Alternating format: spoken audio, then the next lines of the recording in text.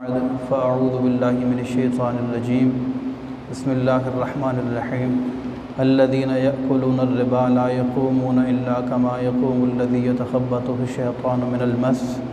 ذلک بأنہم قالوا انما البیع مثل الربا آمنت باللہ صدق اللہ مولانا العظیم وبلغنا رسولہ النبی الکریم الامین۔ دین اسلام کی بنیاد 4 چیزوں پر ہے، یا اگر ہم یوں کہیں کہ دین اسلام ان 4 چیزوں کا نام ہے۔ ان میں پہلے نمبر پر ہے عقائد، دوسرے نمبر پر ہے عبادات، تیسرے نمبر پر ہے اخلاقیات، اور چوتھے نمبر پر ہیں احکام۔ عقائد میں جب ہم نے یہ مان لیا کہ اللہ ہمارا رب ہے، اس نے ہمیں پیدا کیا، تو حق بنتا ہے کہ اسی کی عبادت کی جائے۔ پھر عبادات ہیں جو صرف اللہ کے لیے ہیں۔ اس کے بعد معاشرے کے اندر ایک توازن برقرار رکھنے کے لیے اخلاقیات کی اہمیت ہے۔ پھر اس کے بعد احکام ہیں۔ احکام یعنی جس اللہ کو ہم نے اپنا رب مانا اور اس کو معبود برحق مانا، اس کے جو احکام ہیں ان پر عمل کرنا اور ان کو ماننا بھی ہمارے لیے ضروری ہے۔ اور ان احکام کی جو لاجکس ہیں، جو وجوہات ہیں، ان کو بھی 5 حصوں میں تقسیم کیا گیا ہے۔ یہ جو احکام ہیں، جب کسی چیز کا حکم دیا جاتا ہے یا کسی چیز سے منع کیا جاتا ہے تو اس کی بنیاد کیا ہے؟ حفظ جان یعنی جان کی حفاظت، حفظ مال یعنی مال کی حفاظت، حفظ نسب یعنی نسب کی حفاظت، حفظ عزت یعنی عزت کی حفاظت، اور حفظ عقل یعنی عقل کی حفاظت۔ کیونکہ اللہ تبارک و تعالی ہمارا رب ہے، اس نے ہمیں پیدا کیا ہے، اور ہمارے لیے کون سی چیز بہتر ہے اور کون سی چیز بہتر نہیں ہے، کون سی چیز ہمارے لیے فائدہ مند ہے اور کون سی چیز ہمارے لیے فائدہ مند نہیں ہے، یہ یقینی سی بات ہے کہ اللہ تبارک و تعالی ہم سے کہیں بہتر جانتا ہے۔ تو اسی بنیاد پر اللہ تبارک و تعالی نے ہمیں جو کرنا ہے وہ بتا دیا، اور جو ہم نے نہیں کرنا ہے اس کا بھی حکم ہمیں دے دیا ہے کہ یہ کرنا اور یہ نہ کرنا۔ جیسے مثال کے طور پر سب سے پہلی وجہ احکام کی حفظ جان ہے، تو آپ دیکھیں کہ قتل کرنا یہ کبیرہ گناہ ہے۔ من قتل نفسا بغیر نفس او فساد فی الارض فکأنما قتل الناس جميعا، جس نے کسی کو قتل کیا، فرمایا کہ گویا اس نے ساری انسانیت کو قتل کیا، بہت بڑا گناہ ہے۔ یہ تو کسی دوسرے کو قتل کرنا ہے، بلکہ ہم خود اپنی جان پر بھی یہ اختیار نہیں رکھتے ہیں کہ اپنی جان کو ختم کر لیں۔ اس لیے فرمایا لا تلقوا بأیدیکم الی التہلکہ، اپنے ہاتھوں سے ہلاکت میں مت پڑو۔ اسی لیے ہم کہتے ہیں خودکشی حرام ہے، کہ کوئی بندہ خودکشی کر لے، اپنی جان کو ختم کر لے، اپنی زندگی کو ختم کر لے، تو یہ اس کے لیے ہرگز جائز نہیں ہے۔ اسی طرح جو ہے حفظ مال، ہمارا جو مال ہے اس کی حفاظت کے لیے بھی اللہ تبارک و تعالی نے ہمیں باقاعدہ قوانین عطا فرمائے ہیں، اور اللہ کے رسول صلی اللہ علیہ وسلم نے بالتفصیل ان تمام قوانین کو بیان فرمایا ہے۔ اور یقینی سی بات یہ ہے کہ جس طرح ہماری جان کی حفاظت کا اہتمام کیا گیا ہے باقاعدہ، اسی طرح ہمارے مال کی حفاظت کے بھی باقاعدہ ہمیں قوانین بتا کر اور اس کے رولز اور اس کے سارے طریقہ کار بتا کر ہمیں یہ بتایا گیا ہے کہ اس طرح تمہارے مال کی حفاظت ہوگی، اور اگر تم اس کے خلاف کرو گے کہ تمہارا مال ضائع ہو جائے گا یا اس میں سے برکت ختم ہو جائے گی۔ یہ مال جو ہے نا، اس کی حفاظت کے لیے جو احکام ہے، اس کی مثالیں جیسے مثال کے طور پر ڈاکہ زنی، کسی کا مال تلف کر لینا زبردستی، یا چوری۔ یہ چوری کا آپ کو پتہ ہے کہ چور کے ہاتھ والسارق والسارقۃ فاقطعوا ایدیہما، کہ چور کرنے والا مرد ہو یا عورت، اس کے ہاتھ کاٹ دیے جاتے ہیں۔ وجہ کیا ہے؟ اس کے اندر مال تلف ہو رہا ہے۔ جہاں قتل کرنا ایک عظیم گناہ، وہاں کسی کا مال لے لینا ناحق یہ بھی عظیم گناہ، اور اس کا باقاعدہ اس کی حدود بیان کی گئیں اور اس کے باقاعدہ جو ہے سزائیں بیان کی گئیں۔ وجہ یہ ہے کہ کسی کے مال کو بھی ناحق تلف کرنا یا مال کو ضائع کرنا یہ بھی کبیرہ گناہ ہے۔ تو آج ہم بات کریں گے حفظ مال کے حوالے سے کچھ ایسی چیزیں کہ جس کے بارے میں اللہ تبارک و تعالی نے بعض چیزیں ایسی ہیں، جن میں ایک چیز ایسی ہے کہ جو سب سے زیادہ معاشی بگاڑ یا عدم توازن کا سبب بنتی ہے، سب سے زیادہ۔ یعنی ہمارے معاشرے کے اندر جتنے بھی مالی معاملات ہیں، معاشی معاملات ہیں، ان میں سب سے زیادہ جو چیز نقصان کا سبب بنتی ہے وہ ایک چیز ہے جس کے بارے میں اللہ تبارک و تعالی نے بڑی سختی کے ساتھ قرآن پاک میں منع فرمایا ہے کہ یہ کام نہیں کرنا ہے۔ اس کام کے بارے میں انشاءاللہ ہم چند باتیں سننے کی سعادت حاصل کریں گے۔ اللہ تبارک و تعالی مجھے توفیق دے کہ ہم سب اس چیز کو سمجھنے میں کامیاب ہو جائیں اور اپنی زندگی سے اس چیز کو ہمیشہ کے لیے نکالیں۔ اگر ہم اس میں کامیاب ہو گئے تو اللہ تبارک و تعالی ہمارے مال کی حفاظت بھی فرمائے گا اور ہمارے مال میں برکت بھی ہوگی۔ وہ کون سا ایسا ناصور ہے کہ جس کی وجہ سے مال میں بے برکتی ہوتی ہے اور سارا کا سارا مالی توازن خراب ہو جاتا ہے؟ وہ چیز ہے سود، جس کے بارے میں اللہ تبارک و تعالی نے قرآن پاک کے اندر ارشاد فرمایا کہ الذین یأکلون الربا، کہ جو بندہ سود کھاتا ہے، لا یقومون الا کما یقوم الذی یتخبطہ الشیطان من المس، کہ جب وہ قیامت کے روز آئے گا تو اس کا حال یہ ہوگا کہ جیسے کسی کو بھوت نے چھو کر مخبوط الحواس کر دیا ہو، اس کے ہوش و حواس اڑے ہوئے ہوں گے، وہ اپنی ہوش میں نہیں ہوگا، تو اس کا حال ایسے ہوگا کہ وہ بالکل مخبوط الحواس ہوگا۔ اور یہ کیوں ہوگا؟ اس نے یہ کہا تھا دنیا کے اندر کہ انما البیع مثل الربا، اس نے دنیا کے اندر یہ کہا تھا کہ سود ایسا ہی ہے جیسا کہ بیع و شراء ہے، یعنی اس نے خرید و فروخت اور سود کو ایک ہی سمجھ لیا تھا، جس کی وجہ سے قیامت کے روز سخت سے سزا دی جائے گی۔ اور حدیث مبارکہ میں بہت زیادہ تفصیل کے ساتھ اس کی وعیدیں بیان کی گئی ہیں، بلکہ ایک اور مقام پر اسی رکوع میں سورہ بقرہ کا یہ رکوع ہے، اس کے آگے اس سے اگلی ایک آیت چھوڑ کر فرمایا یا ایھا الذین آمنوا اتقوا اللہ وذروا ما بقی من الربا ان کنتم مؤمنین، اے ایمان والو اللہ سے ڈرو اور جو سود باقی ہے اس کو چھوڑ دو اگر تم مومن ہو، فَإِن لَّمْ تَفْعَلُوا فَأْذَنُوا بِحَرْبٍ مِّنَ اللَّهِ وَرَسُولِهِ، اور اگر تم ایسا نہیں کرو گے، اگر تم اس سے باز نہیں آؤ گے تو پھر اللہ اور رسول کی طرف سے جنگ کے لیے تیار ہو جاؤ۔ یعنی آپ اندازہ کریں کہ کتنے غضب کا اظہار فرمایا۔ ہم اگر جتنی قرآن و احادیث کو پڑھتے ہیں تو جو 8 دن تک ہم نے پڑھا اس میں سے 2 چیزیں ایسی ہیں جہاں پر یہ لفظ استعمال ہوا، یعنی اللہ تبارک و تعالیٰ کی طرف سے جنگ، اللہ کے رسول کی طرف سے جنگ، یہ بہت ہی سخت لفظ ہے۔ ایک اور مقام ہے جس میں فرمایا کہ من عاذ لی ولیا فقد آذنتہ بالحرب، کہ جس نے میرے کسی دوست سے دشمنی کی تو فرمایا میں اس سے اعلان جنگ کرتا ہوں۔ اور دوسرا یہاں پر قرآن پاک کے اندر اللہ تبارک و تعالیٰ نے یہ فرمایا کہ فَإِن لَّمْ تَفْعَلُوا فَأْذَنُوا بِحَرْبٍ مِّنَ اللَّهِ وَرَسُولِهِ، اگر تم سود سے باز نہیں آؤ گے، فرمایا کہ پھر اللہ اور رسول کی طرف سے جنگ کے لیے تیار ہو جاؤ۔ یعنی اللہ اور رسول سے کون جنگ کر سکتا ہے؟ اور خاص طور پر کوئی مسلمان کیا ایسی جسارت کر سکتا ہے کہ وہ اللہ اور رسول سے جنگ کے اعلان کے باوجود اس کام پر ڈٹا رہے کہ جس کے بارے میں اللہ تبارک و تعالیٰ نے اتنے غضب کا اظہار فرمایا ہے؟ اور جنگ کیا چیز ہے؟ جب 2 بندے آپس میں لڑتے ہیں تو کیا کرتے ہیں؟ دونوں کی کوشش یہ ہوتی ہے کہ سامنے والے کی قیمتی ترین چیز لے لی جائے۔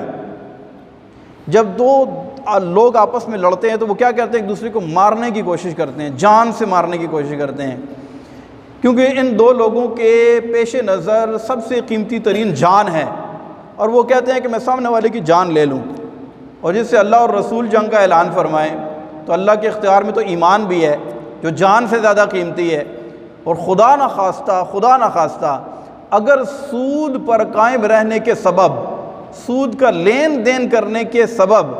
اگر خدا نخواستہ اللہ تبارک و تعالیٰ نے ایمان سلب کر لیا اور مرنے کے بعد ہمیشہ کے لیے دوزخ میں جلنا پڑا، تو پھر مجھے بتائیں کہ پھر کیا کریں گے؟ تو سود اتنا سخت ترین گناہ ہے۔ حضرت سیدنا عمر فاروق اعظم رضی اللہ تعالیٰ عنہ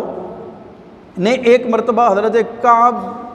ابی بن کعب رضی اللہ تعالیٰ عنہ کو 10,000 درہم قرض پر دیے۔ جب ان کی طرف سے ایک مرتبہ کچھ پھل آپ کے پاس بطور تحفہ آئے تو آپ نے لینے سے انکار کر دیا۔ حالانکہ صحابہ کرام کی آپس میں دوستی تھی، آپس میں تحائف کا لین دین ہوتا تھا، لیکن جب پیسے ادھار دے دیے تو کہا کہ اب یہ پھل میرا لینا درست نہیں ہے کہ کہیں یہ سود میں نہ آ جائے۔ اور حضرت امام اعظم ابو حنیفہ رحمۃ اللہ تعالی علیہ کروڑوں حنفیوں کے عظیم پیشوا، ایک مرتبہ آپ کسی جنازے پر تشریف لے گئے۔ آپ نے دیکھا کہ سخت دھوپ ہے، ایک دیوار ہے اور اس کے سائے میں لوگ کھڑے ہوئے ہیں۔ لوگوں نے کہا حضرت آپ تشریف لے آئیں اور آپ بھی سائے میں کھڑے ہو جائیں، بہت سخت چلچلاتی دھوپ ہے۔ تو آپ نہ آئے، لوگوں نے بہت اصرار کیا تو جواب دینے لگے کہ اس شخص نے میرے پیسے دینے ہیں، تو میں اس کی دیوار کے سائے میں اس وجہ سے نہیں کھڑا ہو رہا کہ کہیں یہ دیوار کے سائے میں کھڑا ہونا سود نہ شمار ہو جائے۔ یعنی آپ اندازہ کریں کہ ہمارے نفوس قدسیہ سود سے کتنا دور بھاگتے تھے۔ اور حضرت سیدنا ابو ہریرہ رضی اللہ تعالیٰ عنہ سے روایت ہے کہ نبی پاک صلی اللہ علیہ وسلم نے ارشاد فرمایا، سود کا ایک درہم ماں کے ساتھ 70 مرتبہ بدکاری کرنے سے زیادہ بڑا گناہ ہے۔ یعنی دل لرز جاتا ہے بندے کا اور جسم کانپ جاتا ہے کہ اتنی شدت کے ساتھ سود کی مخالفت کی گئی۔ اور یہ سود ہے کیا، یہ بھی میں آپ کی خدمت میں عرض کرتا ہوں۔ پہلے اس کا ایک معاشی طور پر، ہماری معاشرتی طور پر، ہمارے ماحول کے اندر اس کا جو ایک مالی نقصان ہے اس میں سے ایک عرض کرتا ہوں۔ سود کا ایک بہت بڑا نقصان یہ ہے کہ پیسہ جو ہے وہ مالدار لوگوں کے پاس اکٹھا ہونا شروع ہو جاتا ہے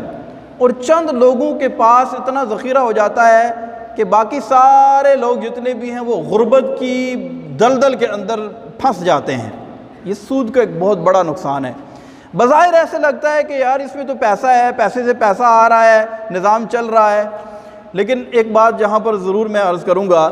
کہ دیکھیں مختلف احکام کی وجوہات اور اس کی لاجکس بعض مقامات پر اللہ تبارک و تعالیٰ نے بیان فرمائی ہیں۔ جیسا کہ زنا کرنا ایک بہت بڑا گناہ ہے، لیکن اللہ تبارک و تعالیٰ نے جب یہ ارشاد فرمایا لا تقربوا الزنا، زنا کے قریب نہ جاؤ، تو پھر آگے اس کی لاجک بھی بیان فرما دی، انہ کان فاحشۃ وساء سبیلا،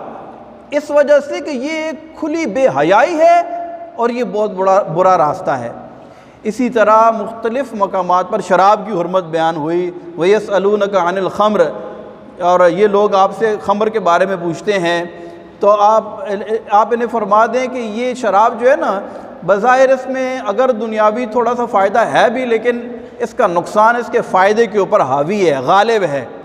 تو مختلف مقامات پر مختلف چیزوں کی وجوہات اور مختلف احکام کی وجوہات اور اس کی لاجکس اللہ تبارک و تعالیٰ نے کئی مقامات پر بیان فرمائی ہیں۔ لیکن سود اتنا بڑا گناہ ہے، سود، کہ جس کے بارے میں جب اس کو منع کیا نا تو کفار نے کہا یار سود کو منع کرنے کی کیا ضرورت ہے، جبکہ یہ بیع و شراء کی طرح ہے، یعنی یہ خرید و فروخت کی طرح ہے۔ جب خرید و فروخت جائز ہے تو سود بھی جائز ہونا چاہیے،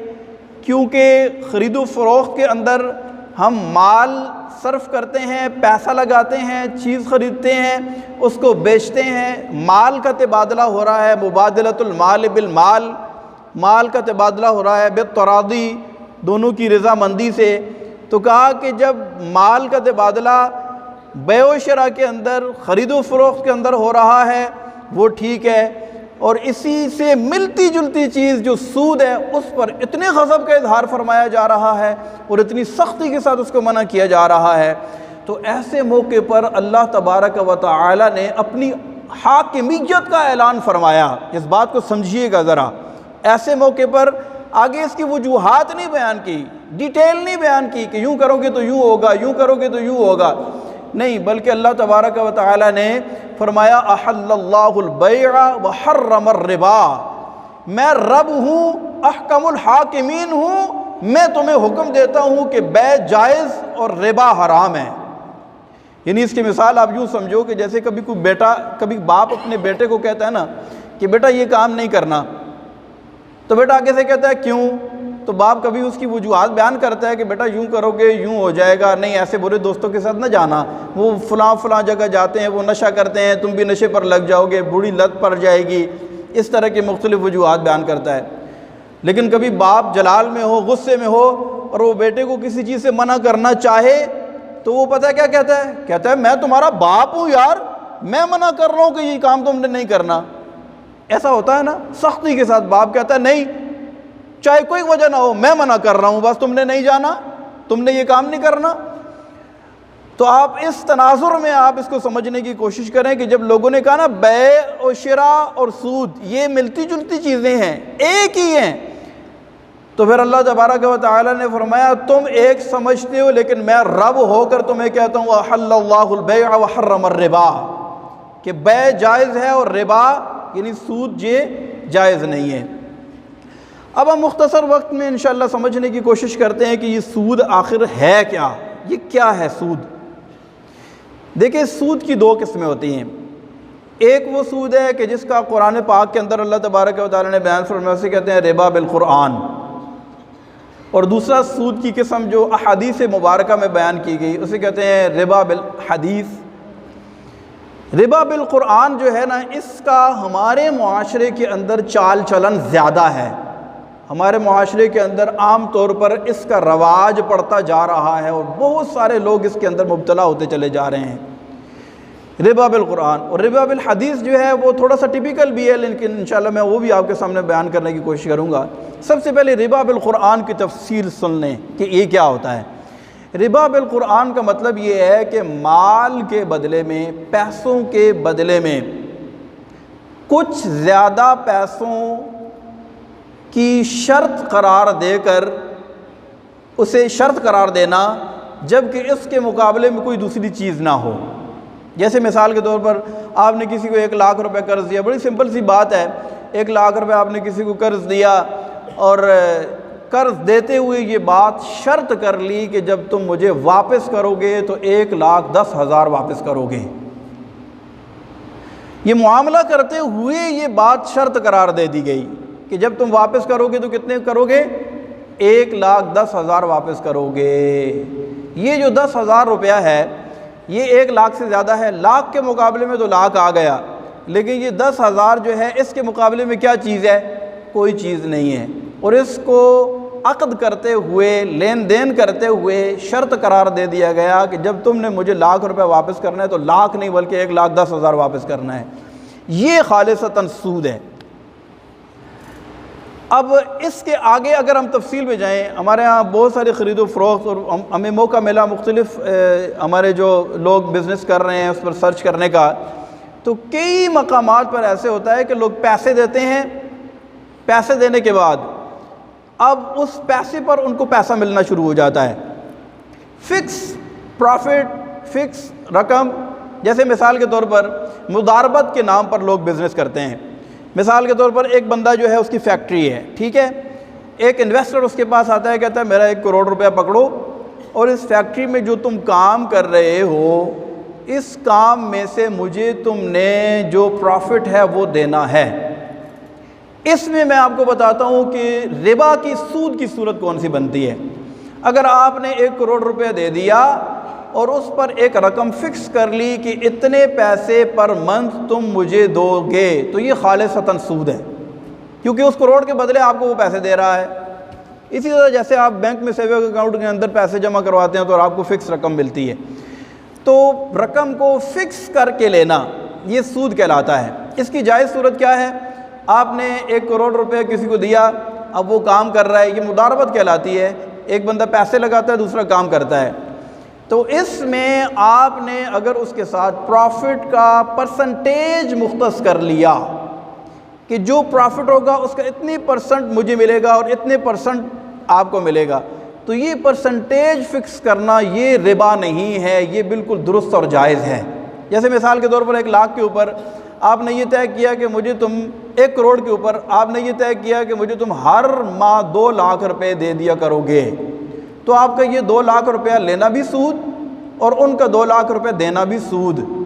لیکن اگر آپ نے یوں طے کر لیا کہ میں اس پروفٹ کا اتنے پرسنٹ ہر مہینے لیا کروں گا اور اتنے پرسنٹ، جیسے مثال کے طور پر 50% میں لوں گا 50% تم لوگے، تو اب اگر اس کروڑ کے اوپر اس نے 4 لاکھ روپیہ کمایا تو 2 اس نے لے لیا 2 اس نے لے لیا، تو دونوں کے لیے بالکل جائز ہے۔ یعنی پرسنٹیج فکس کرنا درست۔ اب یہ 2 فکس نہیں ہوگا، کبھی اس کو 2.10 ملے گا، کبھی 2.5 ملے گا، کبھی 1.5 ملے گا، کیونکہ پرسنٹیج فکس کی گئی منافع کے اوپر، رقم فکس نہیں کی گئی۔ جب بھی کسی ادھار پر یا کسی پیسے کے دینے پر، پیسے کے بدلے میں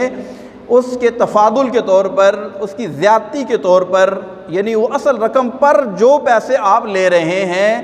اگر وہ رقم فکس ہے تو یہ سود ہے، اور اگر آپ نے پروفٹ کا ریشو اس کی پرسنٹیج اگر مختص کر لی تو یہ بالکل جائز ہے۔ اب اس میں آپ خود غور کر لیں، وہ کہتے ہیں نا آپ خود اپنی اداؤں پہ ذرا غور کریں، ہم اگر بات کریں گے تو شکایت ہوگی۔ ہماری کئی بڑی بڑی کمپنیز اس طرح کر رہی ہیں، لوگوں کو ایک چیز سیل کی، پیسے وصول کر لیے، ان کو کوئی اور نام دے کر، چاہے وہ رینٹ کا نام دیں یا XYZ کوئی بھی نام دیں، کوئی اور نام دے کر اس فکس رقم پر فکس پروفٹ دینا شروع کر دیتے ہیں۔ یہ بالکل سود ہے، اور کسی بھی مکتبہ فکر کے کسی بھی مفتی نے اس کو جائز قرار نہیں دیا۔ تو یہ وہ چیزیں ہیں، اب یہ لوگ بڑے بڑے کاروبار کر لیتے ہیں، لیکن اتنی توفیق تو ہوتی نہیں ہے کہ شرعی طور پر کسی سے رہنمائی حاصل کریں، اپنے کاروبار کو شرعی سکین کروائیں کہ یار میں کوئی ایسا نہ ہو کہ غلط کام کر رہا ہوں۔ تو وہ ایسی تکلیف تو گوارا کرتے نہیں ہیں، اپنی مرضی سے بیٹھ کر جو پالیسی میکرز ہوتے ہیں اور بند کمرے میں اس کی پالیسیز بنا لیتے ہیں۔ اب اس میں کون سی چیز جائز ہے کون سی ناجائز ہے، اور اگر کوئی چیز ناجائز ہے تو اس کی جائز صورت کیا بن سکتی ہے، یعنی اس بارے میں تو گفتگو کی نہیں جاتی، اور بہت سارے لوگوں کو اس گناہ کے اندر انوالو کر لیا جاتا ہے،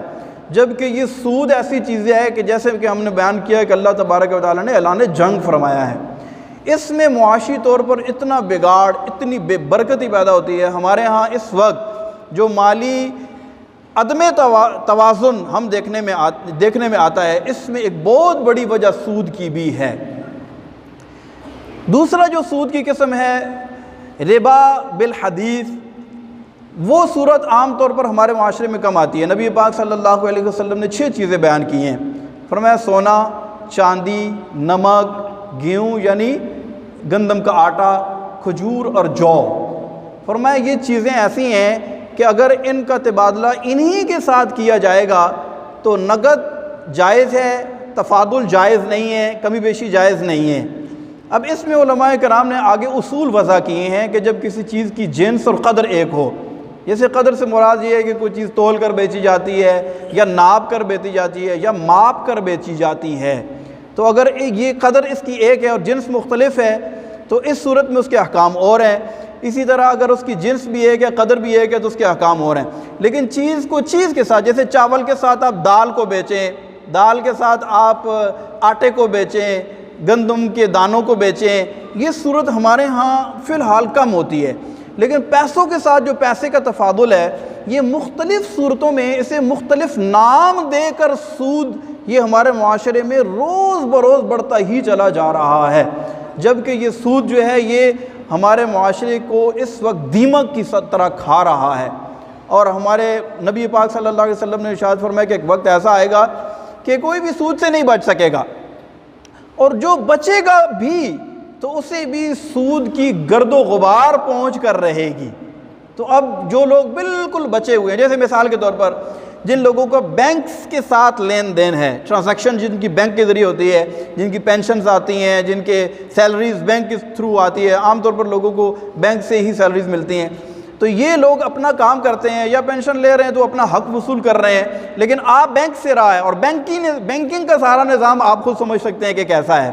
لیکن یہ بندہ جو اپنی سیلری لے رہا ہے بینک سے، اس کے لیے بالکل حلال اور طیب ہے، اس کو کوئی بھی حرام نہیں کہے گا، لیکن چونکہ پیچھے نظام وہ ہے تو اس کو بہرحال کسی نہ کسی طریقے سے اس کی گرد پہنچ کر رہتی ہے، لیکن یہ ہے بالکل جائز اور حلال جس کو بھی بینک کے ذریعے سیلری ملتی ہے یا پینشن ملتی ہے۔ تو یہ خلاصہ کلام یہ ہے کہ اس وقت اتنا زیادہ